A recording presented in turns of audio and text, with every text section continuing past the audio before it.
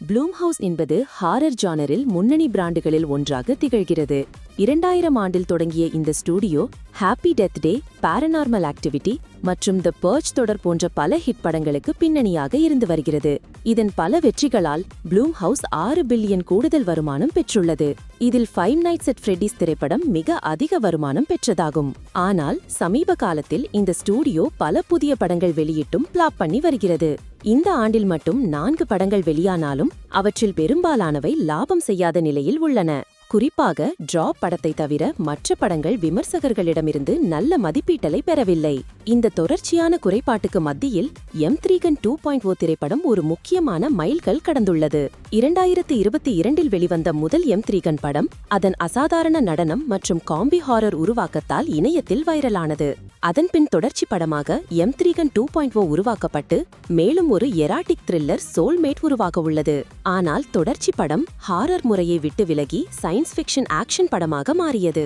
இதனால் ரசிகர்கள் மற்றும் விமர்சகர்களிடையே விமர்சனங்கள் பெருகின. டெர்மினேட்டர் 2 ஜட்ஜ்மெண்ட் டே படத்துடன் ஒப்பிடப்பட்ட M3GN 2.0க்கு ராட்டன் டொமேட்டோஸில் 57% மதிப்பெண் கிடைத்தது. மேலும் 10 மில்லியன் ஓபனிங் வீக்கெண்ட் பெற்றது. தொடர்ச்சி படத்திற்கு இருந்த எதிர்பார்ப்புகள் அதிகமாக இருந்த போதிலும் இத்தகைய ஜானர் மாற்றம் அதன் பிளாப் காரணமாக இருக்கலாம். தற்போது உலக அளவில் M3GN 2.0 20 மில்லியன் வசூல் செய்துள்ளதாக தெரிய வருகிறது. 13.7 மில்லியன் அமெரிக்காவில், 6.9 மில்லியன் சர்வதேசத்தில். முதல் படம் 30 மில்லியன் ஓபனிங் வீக்கெண்ட் கொடுத்ததை போல் தொடர்ச்சி படம் வெற்றி பெறவில்லை என்பது வருத்தம். M3GN 2019 மில்லியன் வசூல் செய்தாலும் தொடர்ச்சி படம் அதற்குள் ஒரு 3 பகுதியை மட்டுமே சாதித்துள்ளது. இதன் மூலம் லாப வரம்புகளை எட்டுவது கடினமாகும். ஜேசன் ப்ளூம் ஸ்டூடியோ நிறுவனர் த டவுன் பாட்காஸ்டில் பேசியபோது கூறியது, நாங்கள் M3GN-ஐ சூப்பர்மேன் போல நினைத்தோம்.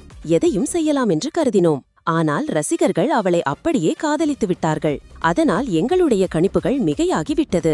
இதனால் M3GN 2.0வின் சராசரி தோல்வி ஸ்டூடியோவுக்கும் இந்த பிராண்டுக்குமான எதிர்காலத்துக்கும் சந்தேகம் ஏற்படுத்துகிறது.